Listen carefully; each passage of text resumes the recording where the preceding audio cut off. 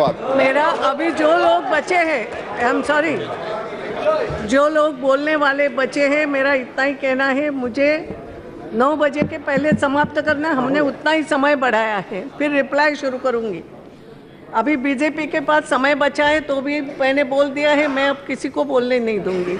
तो आप लोग अगर 1-1 मिनट में बोल सकते हो तो बोलो, अदरवाइज बाकी जो 2 लोगों की पार्टियां मैंने सबको दिया था, ओवैसी जी, नहीं तो ले कर सकते हो, मैंने आपको दिया है, जो बचे हुए होंगे वो ले। मैडम, मैं आपसे सिर्फ यही अदबन गुजारिश करूंगा कि सुबह में जिस तरह का मूड था उसको बरकरार रखिए, बस आप अब उतना ही है।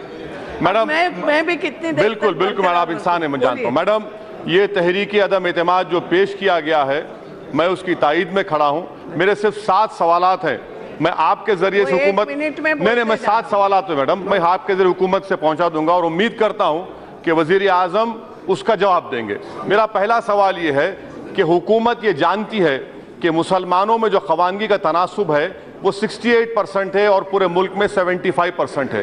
वजीर आजम ने कहा कि मुसलमान के हाथ में कुरान और कंप्यूटर देखना चाहता हूं, तो आखिर क्या वजह है कि पोस्ट मैट्रिक और प्री मैट्रिक स्कॉलरशिप के जो एलोकेशन है 2013 से 2018 तक वही एलोकेशन दिए जा रहे हैं? इसकी वजह क्या है? क्या आप उनको कंप्यूटर और कुरान देखना नहीं चाहते? तो मेरा दूसरा सवाल आपके जरिए से वजीर आजम से है मैडम कि 15 पॉइंट प्राइम मिनिस्टर्स प्रोग्राम है, मैं आपके जरिए से वजीर आजम से जानना चाहता हूं कि 4 साल में इस सरकार ने 15 पॉइंट प्रोग्राम का ये उसूल है, कानून है कि 3 महीने में 1 मर्तबा कैबिनेट सेक्रेटरी मीटिंग लेगा।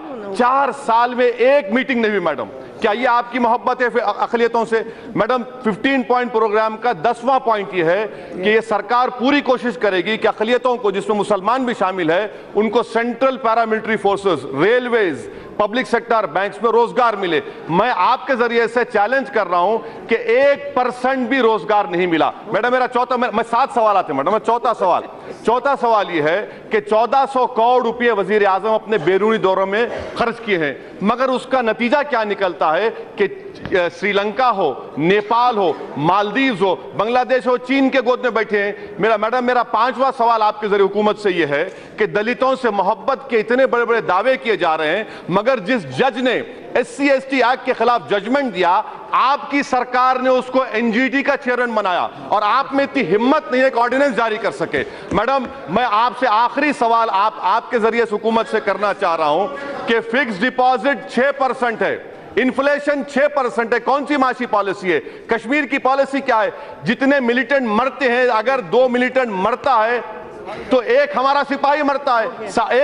मैडम खत्म करो, 124 हमारे सिपाही मारे गए। आपकी कश्मीर की पॉलिसी क्या है? मैं आपके जरिए से आखिर में हुकूमत से पूछना चाह रहा हूं कि क्या आप कांग्रेस मुक्त चाहते हैं या मुसलमान दलित मुक्त भारत चाहते हैं? यह आपकी पॉलिसी के खौफ का एक माहौल पैदा कर दिया मुल्क में, नफरतों की दीवारों को उठा दिया गया। यह हुकूमत जबर, तशद्दुद और खौफ पैदा करी। और आखिर मैडम, मैं शेर पर अपनी बात को खत्म कर रहा हूं ताकि, क्योंकि आप खत्म कर दो बोल रहे हैं, मेरा शेर यह है मैडम कि सुन लीजिए, शायद इनको ये बात मेरी समझ में आ जाए कि तुम कहो शाखों के फूल फलने लगे, तुम कहो शाखों पर फूल फलने लगे, तुम कहो चाक सीनों के सिलने लगे। इस झूठ को, जहन की लूट को मैं नहीं मानता, मैं नहीं जानता।